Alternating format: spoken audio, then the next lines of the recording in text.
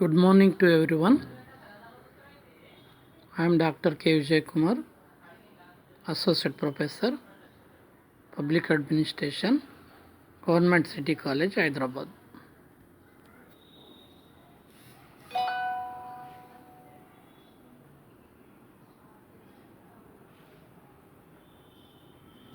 Today, our topic is role of public services in the development of new state of Telangana. Role of public services in the development of new state of Telangana. In this topic, these are the subtopics or objectives, introduction, Telangana brief history, profile of Telangana, governance initiatives, Telangana water grid, Mission Kakatiya, new industrial policy, TI pass, T-Hub, Mi Seva, Telangana Academy for Skill and Knowledge, Task, Haritaharamu, Public Services in Telangana, and lastly conclusion. These are the subtopics of Telangana, subtopics of role of public services in the development of the new state of Telangana. Objectives. Explain the brief history of Telangana. Describe the profile of Telangana. Explain the role of public services in the development of the new state of Telangana. And explain the concept of governance and good governance of public services in Telangana. Then introduction. The concept of governance and good governance and e-governance are inherently linked to the quality and effectiveness of delivery of public services. The concept of governance and good governance and e-governance are inherently linked to the quality and effectiveness of delivery of public services. Then the concept of public value can be helpful when thinking about the unique purpose of public services and for their governance. All the public services organizations provide a service to other people and organizations, although not all provide services directly to members of the public. The present study, the role of public services in improving the quality of governance in the newly formed 29th state of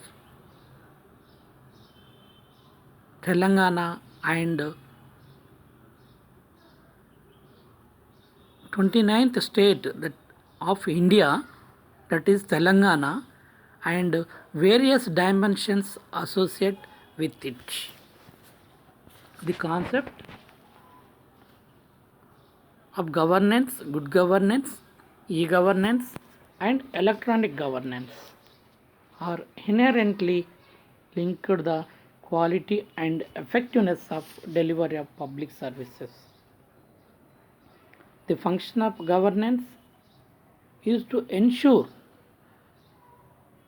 that an organization fulfills its overall purpose, achieves its intended outcomes for citizens and service users, and operates in an effective, efficient, and ethical manner.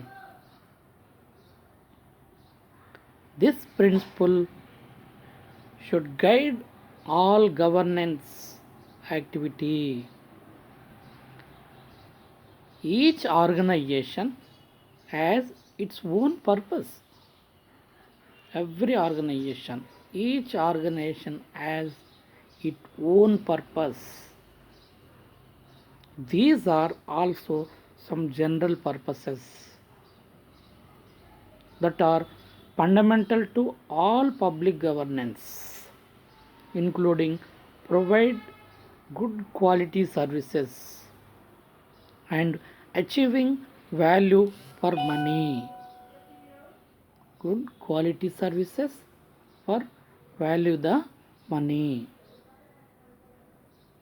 The concept of public value can be helpful when thinking about the unique purpose of public services and therefore of their governance. Public value refers to the things that public services produce their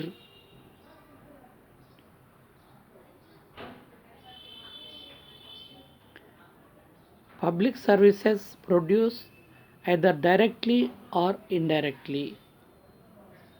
Using public money, public value includes outcomes.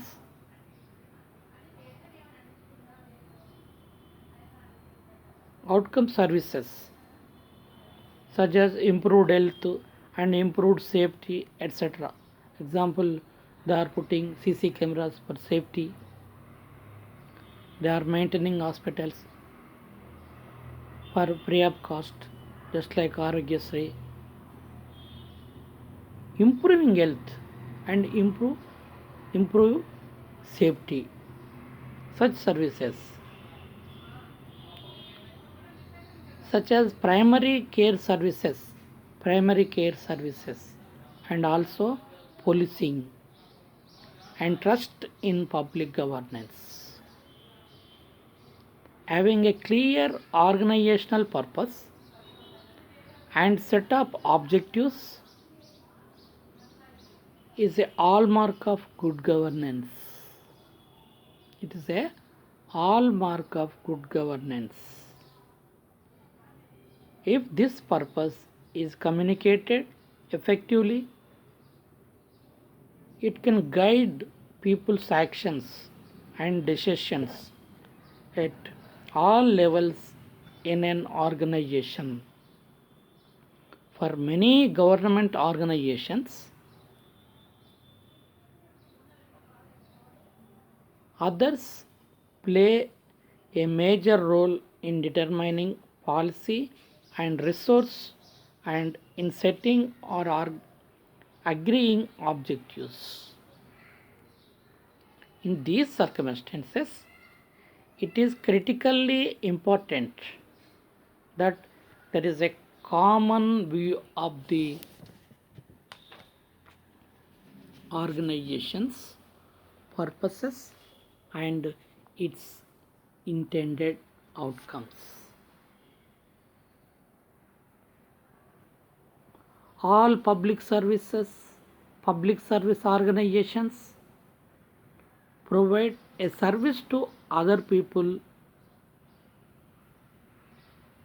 and organizations, although not all provide services directly to members of the public.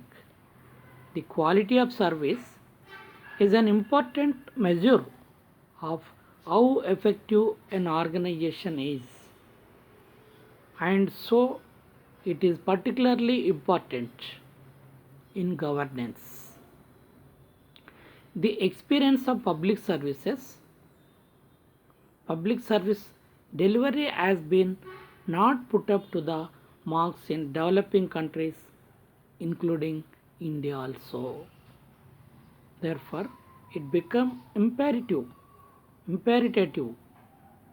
to decentralize many of the modes of public service delivery with the effective use of information and communication technologies, which are generally termed as e-governance, electronic governance.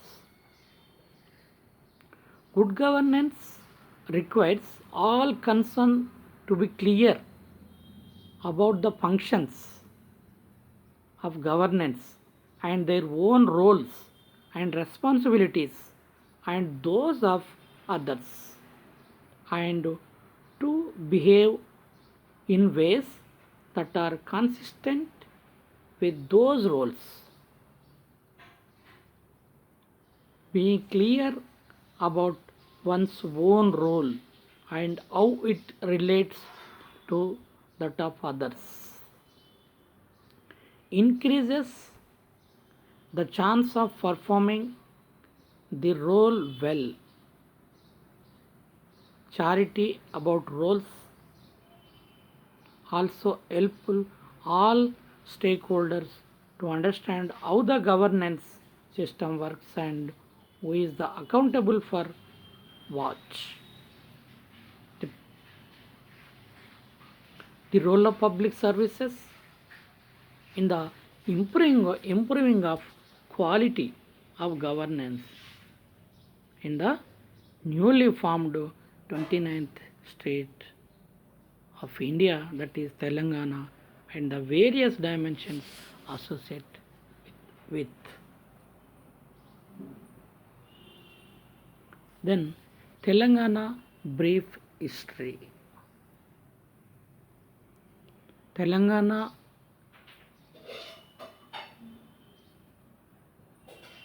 is a distinct geographical region in southern India through ancient medieval and modern ages.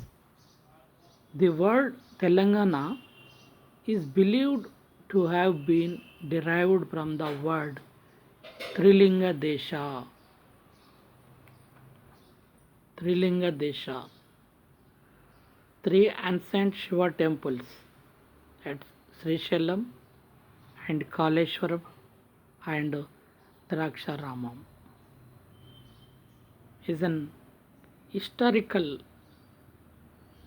times the region was one of the 16 early Janapadas, and Kotilingala in Karimnagar district was the main city in those days. That word Trilinga Desha, it will become a word of Telangana. Then the region between the Krishna and Godavari rivers was under the region of the Satavahana for close to 400 years, from 230 BC to 220 CE. With the attack of Alauddin Khilji's general Malik Kafur in 1909 and defeat of Prataparudra of Kakatiya king at the hand of Muhammad bin Tughlaq's forces in 1310, the Kakatiya Empire fell in decline.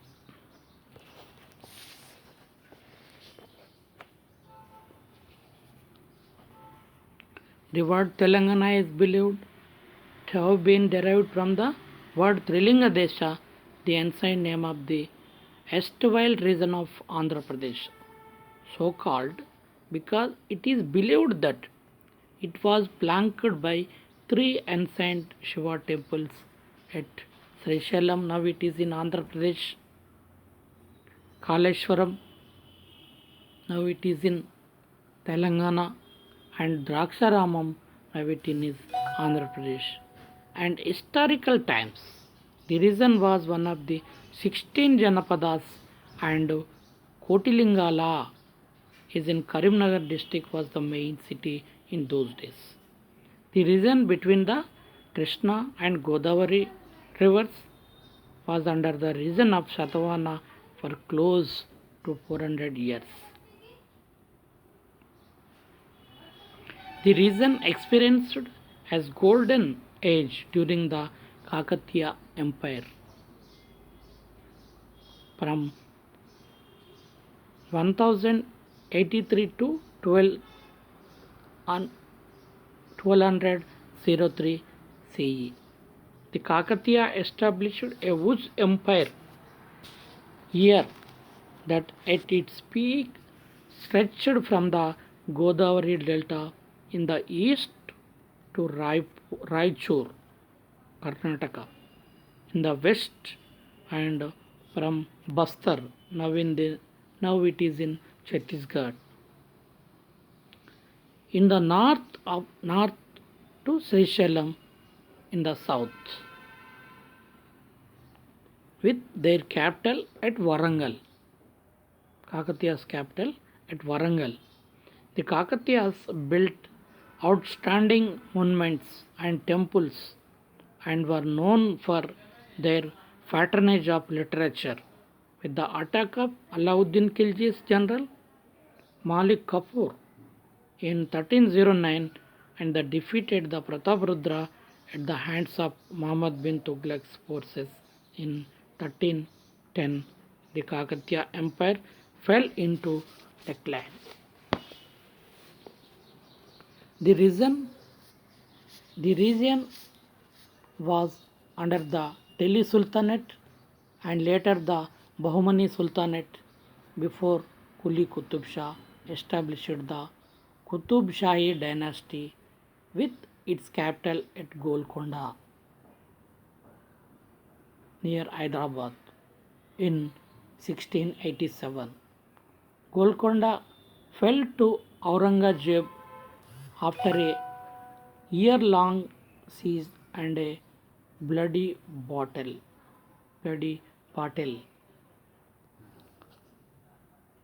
Kamaruddin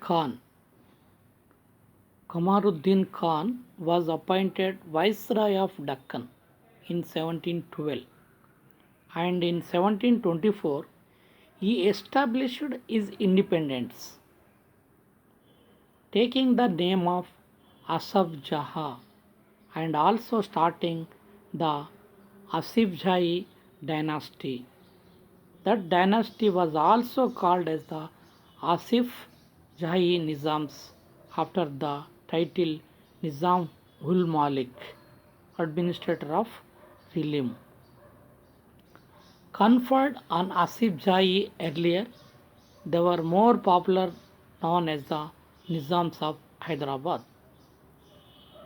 When the city became the capital of the empire in 1769.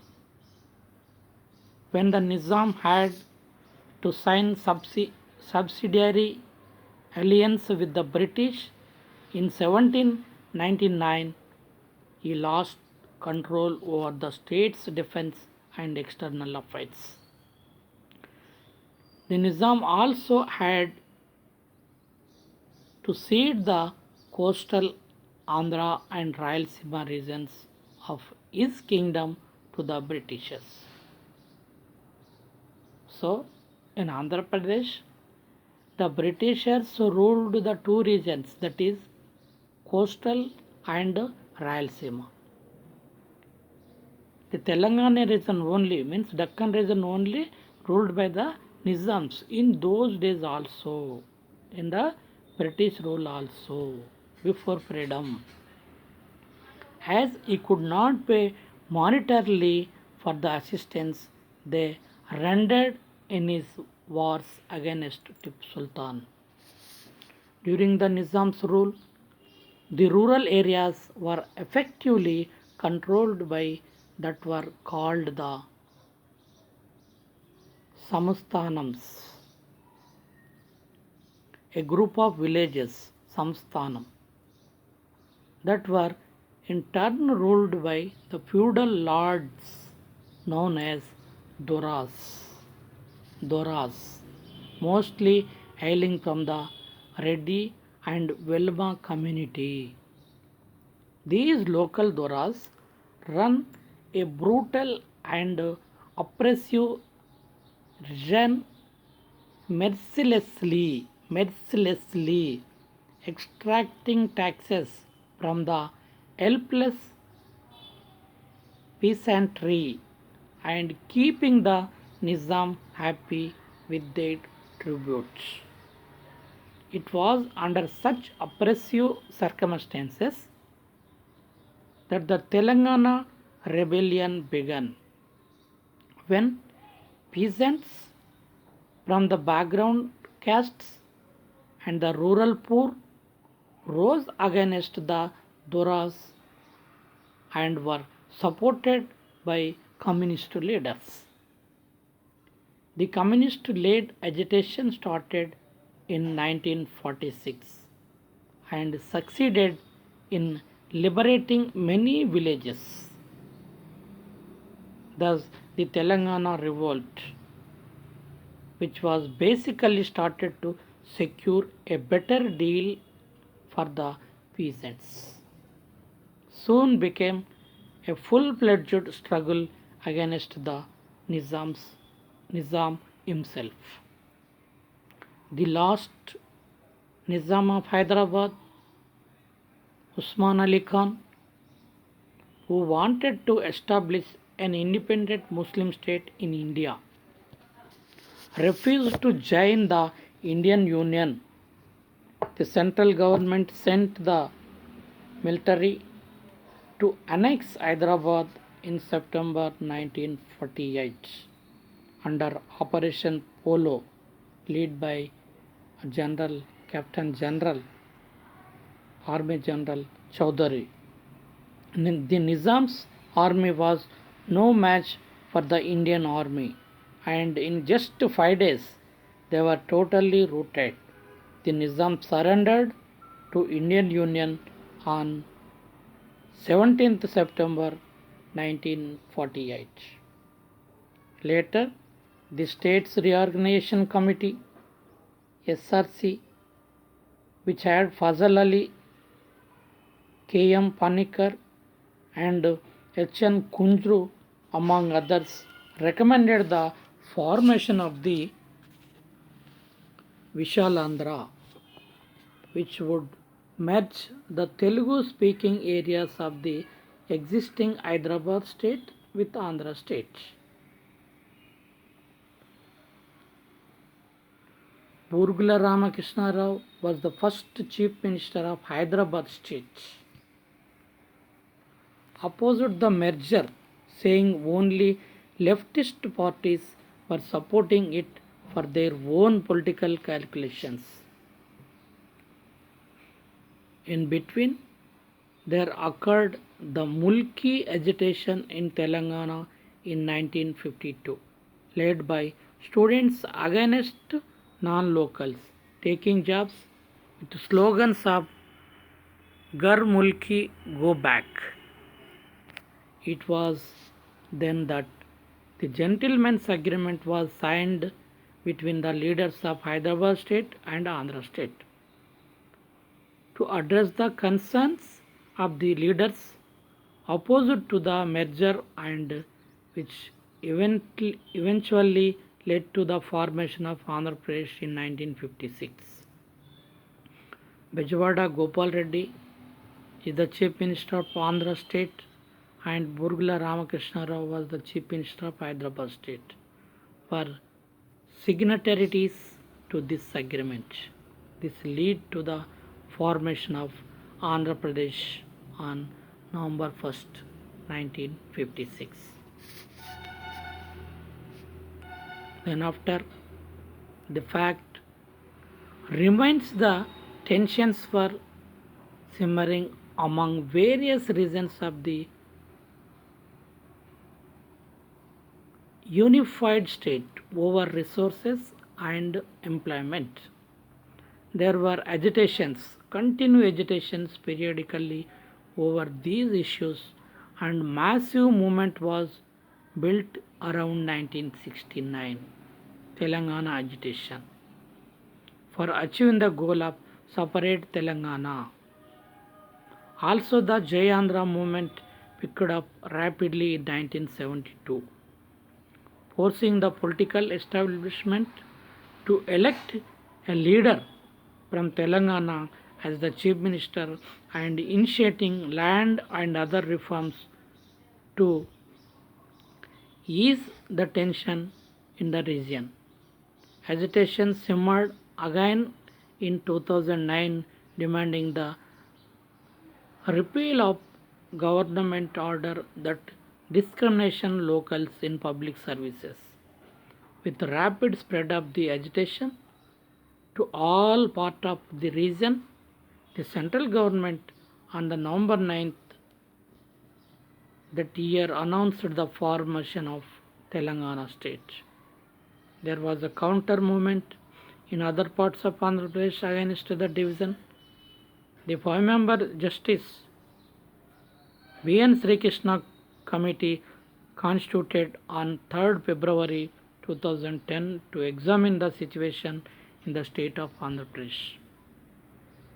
With reference to the demand for a separate state of Telangana as well as the demand for the maintaining the present status of a united Andhra Pradesh. The commission, the five-man commission gave 6 points but suggested Telangana is a viable state. After political calculations, the central government, aided by Congress, voted to form the state in 2013. It was only on June 2nd, 2014, the new state, 29th state of India, came into existence, that is Telangana. This is the brief history of Telangana.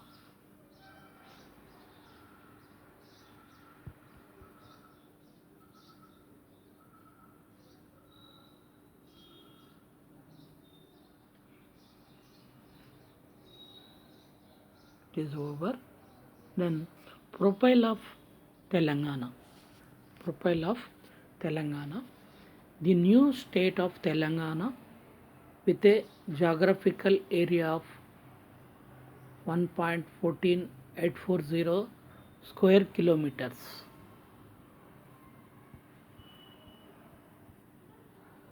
One lakh 14,840 square kilometers and having population of nearly 5 crores and now the 12th largest state of both area. 12th largest state of both area and population in the country. You take area wise or population wise, it is the 12th largest state in the India. The state is strategically located in Deccan Plateau in a semi-arid region, and the climate is predominantly hot and dry. The catchment area of the Godavari river lying in the state is 79%.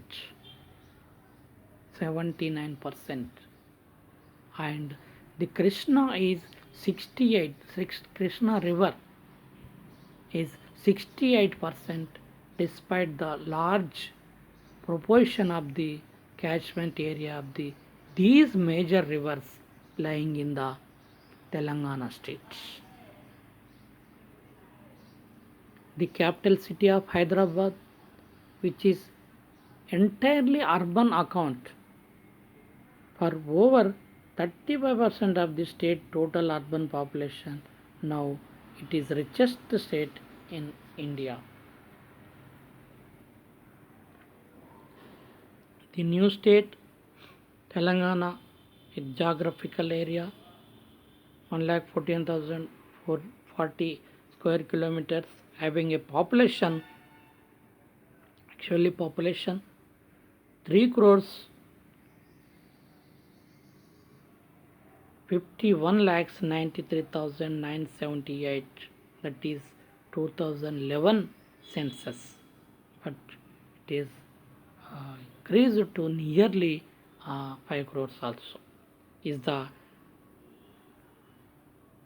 12th largest state in terms of both area and the size of population in the country. The state is bordered by Maharashtra and Chhattisgarh in the north, Karnataka in the west, and Andhra Pradesh in the south and the east.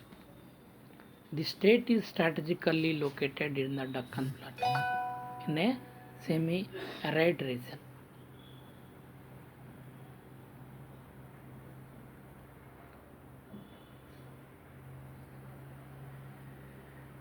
Despite large proportion of catchment of these major rivers lying in the state, the major rivers are Godavari and Krishna. The present utilization of these rivers' water in the state is low because of the neglect of the region previously. That's why agitations came. Then after lastly it is formed as a separate state of Telangana. The population of the state is predominantly rural with 61.33% of people residing in rural areas and the remaining 38.67% of people residing in urban areas. While the growth of total population in the state has moderated to 13.58 in the decade of 2001 to 2011 from 18.77 to in the preceding decade. The capital city of Hyderabad, which is entirely urban, accounts for the 35% of the state total urban population. Actually 29% in 2011, but now it is increased. The rapid growth of urban population and its concentration mostly in the Hyderabad metropolitan area has stretched the urban infrastructure to the hilt. The density of population in the state ranges from the lowest of 170 per square kilometer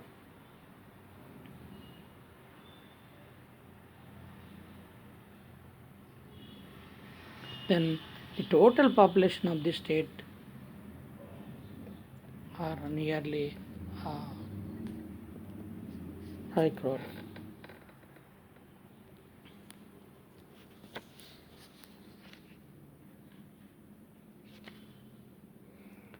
The sectoral analysis reveals that during 2014 and 15, the growth rate of GSDTP is highest in the service sector with 9.7% followed by the industry sector with the growth of 4.1 and agriculture sector expected a negative growth of minus. The growth estimates 5.3 would have been better, but for the negative growth of 10.3 recorded in the agriculture and allied sector attributed mainly to the adverse seasonal conditions but now it is increased. It is also better increased in the agriculture sector also. That's why today this is the Telangana is the richest state in the India. Then governance initiatives. Governance initiatives. There has been no radical changes in the governance structure and the public services delivery mechanisms in the new state of Telangana. The several governance issues still remains to be solved, particularly the division of state level departments, public staff, properties, and jurisdictions. Hyderabad would be the common capital for the 10 years for both states, AP and Andhra Pradesh and Telangana state. But they are started capital city as Amaravati already. They are functioning from the capital city of Ahmedabad. Means Andhra Pradesh started, their capital is Amaravati. But there is a agreement at the time of bifurcation of state Reorganization Act. They give one facility, that is Hyderabad is the common capital for 10 years, but they shifted and already they are functioning from the Amaravati is a capital city of Andhra Pradesh. Now there has been a greater degree of decentralization in the administration and governance structures with the 33 districts. Telangana now it has 33 districts. There have been no radical changes in the governance structures and the public services delivery mechanisms in the new state of Telangana. Several governance issues still remain to be solved, particularly the division of state level departments, public staff, properties and jurisdiction, while Hyderabad would be the common capital for the both AP and TS for 10 years. The issue of the separate, there are so many issues to be solved between the both states.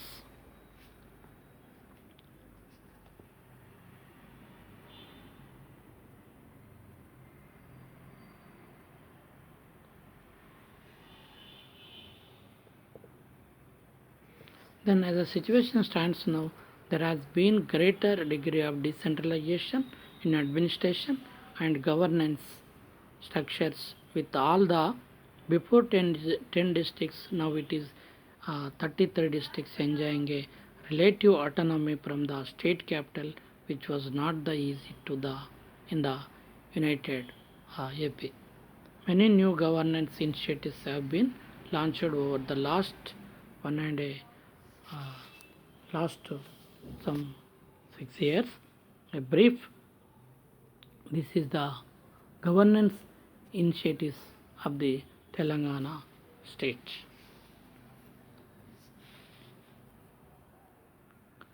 Telangana, after Telangana state formed, the Telangana state policies form different make different policies, different projects. In that there are so many projects. That is the main one is Telangana water grid. Telangana water grid. Telangana drinking water supply project. TDWSP. Telangana drinking water supply project is a flagship program of the state of Telangana. It will provide drinking water at the rate of 100 liters per capita per day IPCD to entire state excluding Hyderabad. For Hyderabad there is a separate drinking water sources is there, that is Hyderabad drinking and water board. The total project cost is estimated to be about 42,000 crores, including bulk water supply managed by Telangana Drinking Water Supply Corporation.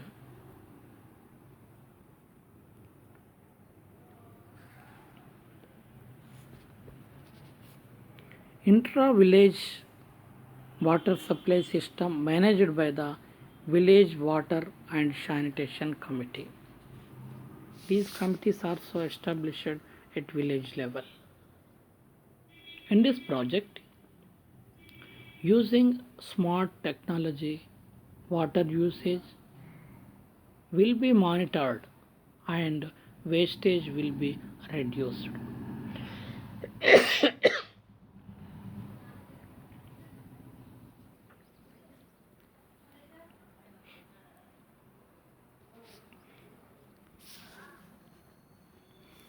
Telangana Drinking Water Supply Project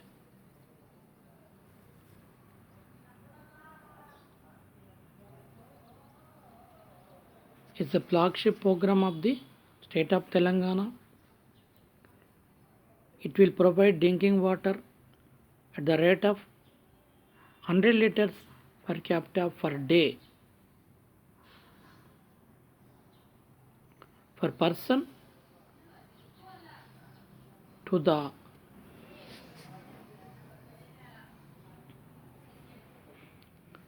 319 lakh populations in the state living in the 25,139 rural habitations and 67, now it is increased, municipal bodies in the, now it is 33 districts excluding Hyderabad. The total project cost is estimated to be about 42,000 crores, including bulk water supply, treatment and transmission system managed by Telangana Drinking Water Supply Corporation. Intra-village water supply system managed by the Village Water and Sanitation Committees. Sanitation and hygienic education, institution development and project management. All the ongoing drinking water projects will be integrated into the proposed Telangana Drinking Water Project. To be implemented in coming years involves over the 1.25 lakh kilometer 1.25 lakh kilometer length of a major pipelines, 18 intake walls, 63 water treatment plants, 17,407 storage tanks for 7.5 lakh kiloliter, 62 intermediate pumping stations. The total power requirement is 183 megawatts. As the project will use a natively based distribution network as far as possible. Using the smart technology water usage, it will be monitored and wastage will be reduced. Next class we will complete this topic. Okay, thank you.